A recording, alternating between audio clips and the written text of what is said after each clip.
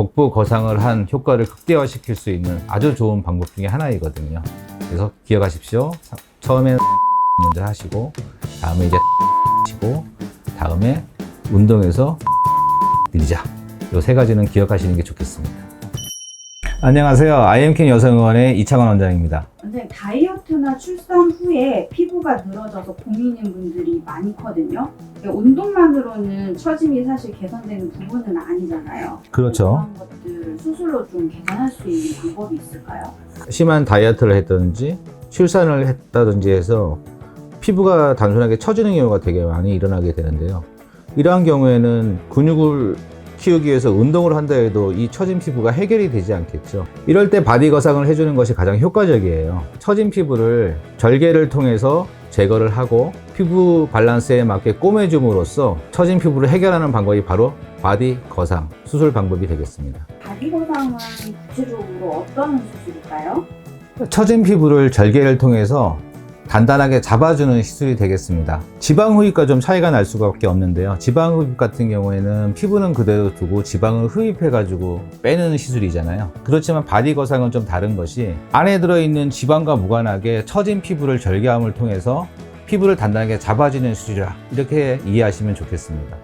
특히 많이 하시는 부분이 팔하고 복부 부분이 되겠는데요. 그 처진 부분의 정도를 파악하고 어떤 부분에 절개창을 넣어서 그 절개창이 최대한 안 보이게 하는 방법이 핵심 포인트가 되겠습니다. 방법에는 여러 가지가 있는데 본인이 요구하는 상태나 원하는 정도에 따라서 절개창은 차이가 날 수밖에 없고요. 제 기준적인 생각에는 최대한 처진 부분을 해결해 주면서 절개창이 보이지 않는 방법을 선호하고 있습니다. 자, 그러면은 각각에 대해서 설명을 좀 해드려 보겠습니다. 일단 먼저 팔부터 좀 말씀을 드려볼게요. 첫 번째 방법은 겨드랑이 절개 방법이 되겠는데요. 해당 사항이 되는 경우는 겨드랑이 주변이 늘어진 경우가 이 수술 방법을 선택하면 좋겠고요. 이 수술 방법에서 최고의 장점은 흉터가 잘 안 보인다는 것이고요. 방법을 설명해 드리면 겨드랑이 늘어진 부분을 확인한 다음에 절개창은 한 10cm 정도가 되겠고요. 늘어진 피부를 절개해내고 봉합선을 최소화시켜서 안 보이는 곳으로 봉합이 이루어짐으로 인해서 팔의 당김 효과와 볼륨을 줄이는 효과를 동시에 적용하는 그런 수술 방법이 되겠습니다. 두 번째 방법에 대해서 설명을 좀 드려볼게요. 우리 소위 기역자 절개라고 하는 방법이고요. 이 방법은 팔이 심하게 처진 경우에 해당 사항이 되겠습니다. 이거의 장점은 팔이 심하게 늘어난 부분에서 확실한 효과를 가질 수 있다는 장점이 있는 반면에 수술하게 되게 되면 팔자에 거의 일자식으로 길게 흉터가 남는 게 단점이 되겠습니다. 나는 팔이 조금 가늘어지고 싶다, 흉터에 관계가 없다는 부분은 이 수술 방법을 선택하시면 될 것 같고요. 세 번째 방법은 이제 겨드랑이 밑쪽이 심하게 늘어난 경우에 해당 사항이 되겠습니다. 이런 케이스가 이제 해당 사항이 되겠는데요. 요거는 소위 일자절개라고 하는 방법이 되겠습니다. 팔보다는 겨드랑이 밑선, 브라자 라인이 툭 튀어나와서 좀 스트레스를 받으시는 분이 이 수술에 해당 사항이 될 것이고요. 일자 모양으로 겨드랑이 밑부분에 절개창을 가해서 최대한 보이지 않게 흉터를 마감함으로써 수술이 완성되는 그런 방법이 되겠습니다. 다음으로 복부 거상에 대해서 좀 설명을 드려보면요. 복부 거상은 상복부 거상과 하복부 거상으로 크게 나눌 수가 있겠습니다. 일러스트에서 보시다시피 상복부 거상이 필요한 경우는 이제 복부 위쪽에 이렇게 주름이 좀 많이 잡혔다, 그리고 가슴 밑에 쪽에 조금 많이 잡힌다, 이런 경우에 해당이 되겠고요. 일반적으로는 지방흡입과 같이 진행을 하는 경우가 많겠습니다. 흉터는 이런 식으로 진행이 될 거예요. 가슴 밑에 쪽에다가 이렇게 긴 절개창을 집어넣어서 최대한 모양 좋게 한 다음에 가슴 브레이저선에서 좀 가릴 수 있는 라인에다가 절개창을 집어넣고 복부 쪽으로 최대한 당겨서 피부를 봉합하게 되겠습니다. 이게 이제 상복부 거상이 될 것이고요. 다음에 하복부 거상의 케이스는 이 일러스트에서 보시다시피 복부 밑에 쪽에 좀 많이 처진 경우, 그래서 살이 이중으로 처진 경우에 해당이 될 것 같고요.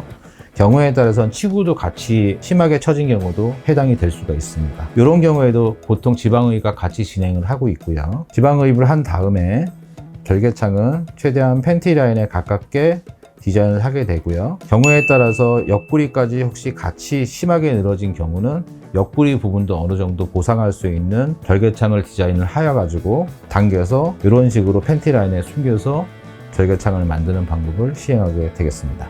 하복부에서 잠깐 좀 추가적으로 설명드릴 것이, 혹시 이전에 분만역에서 제왕절개 상처가 있는 경우에는 그 선에 맞추어서 절개를 더 낼 수 있기 때문에 하복부 절개에서 좀 유리한 점이 있을 수 있겠습니다. 제왕절개 흉터가 너무 좀 튀어나온다든지 켈로이드가 있는 분들한테도 이 수술 방법을 권하게 되면 흉터도 같이 제거할 수 있는 일거양득의 기회가 될 수 있겠습니다.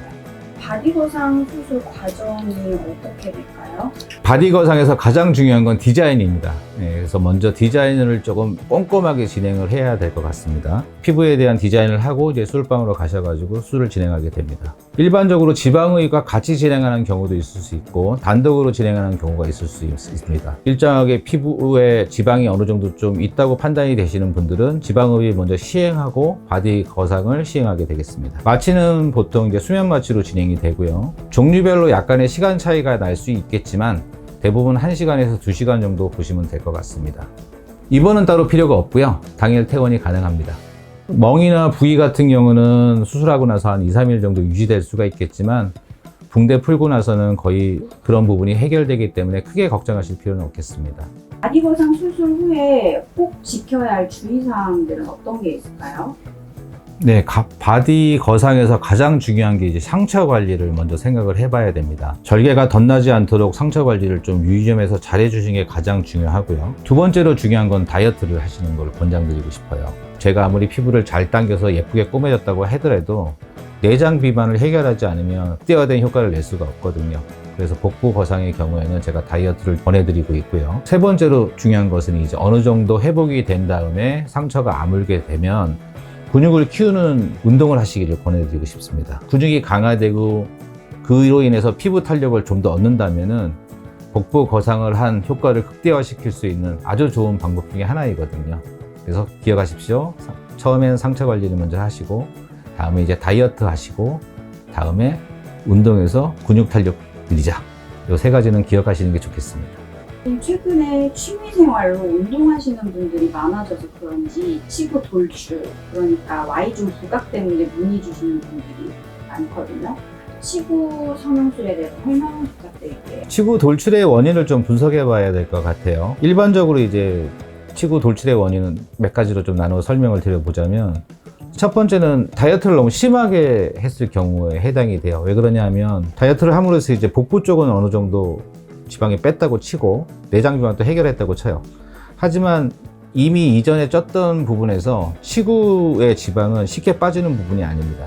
그렇기 때문에 그런 심한 다이어트를 진행하는 과정 속에서 복부 쪽은 어느 정도 해결이 되고 줄게 되지만 치구는 도드라지게 남는 경우가 있을 수가 있거든요.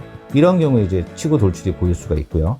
두 번째 경우는 그런 경우가 있을 수 있습니다. 복부 윗배, 아랫배, 옆구리는 시술을 했을 때 치구가 남는 경우가 있을 수 있습니다. 이런 경우에도 마찬가지로 상복부, 하복부, 옆구리는 해결을 했지만 치구가 두드러지게 보이는 경우가 있을 수가 있겠습니다. 또한 이제 마르신 분들 해당 사항이 될 수가 있겠는데요. 핏이 어느 정도 있고 살에는 살이 하나도 없어요. 하지만 치구 같은 경우에는 어느 정도 지방을 갖고 있는 조직에다가 위쪽 아랫배가 굉장히 가늘고 허리도 날씬하신데 그게 도드라져 보이는 경우가 있을 수 있겠습니다. 예, 치구 성형에 대해서 이제 좀 분리해서 설명을 한번 드려볼까요? 첫 번째, 이제 심하게 처지지 않는 치구가 있다든지 아니면 지방이 많지 않는 경우에는 굳이 지방흡입을 할 필요 없이 온다리프팅으로 해결되는 경우가 있을 수가 있겠습니다. 두 번째 경우, 이제 어떤 원인에 대해서 치구에 지방 흡입이 몰려있는 경우에는 치구 지방 흡입 수술을 시행하면 될 것 같고요. 마지막의 경우는 이런 경우가 있을 수 있겠네요. 하복부가 심하게 좀 처져져 있고 지방이 많고 상복부와 치구가 같이 도드라진 경우에는 상복부, 하복부 지방 흡입 수술을 하고 치구 지방 수술을 같이 진행을 하고 나머지 잉여 피부를 바디 거상을 통해서 제거를 해서 복부와 윗배, 아랫배 부분을 같이 해결하는 방법이 있을 수 있겠습니다. 여기 보시면 이런 케이스가 있죠. 사복 지방이 굉장히 많이 쌓여져 있고 치구도 많이 쌓여져 있고 피부에 대한 처짐이 있는 경우가 되겠습니다. 이런 경우에는 치구 지방 흡수를 하고 복부, 상복부, 하복부 지방 흡수를 한 다음에 나머지 잉여 피부를 절개를 통해서 피부 거상을 한다면 이런 부분의 효과를 보일 수가 있게 되겠습니다. 수술하고 바로 일상생활 복귀 가능하고요. 특별하게 압박복이나 붕대는 착용하지 않으셔도 됩니다. 네, 오늘은 바디 거상에 대해서 알아봤는데요. 궁금하신 게 있으신 분은 댓글을 달아주시고요. 제 영상이 도움이 되었다면 좋아요, 구독 부탁드리겠습니다.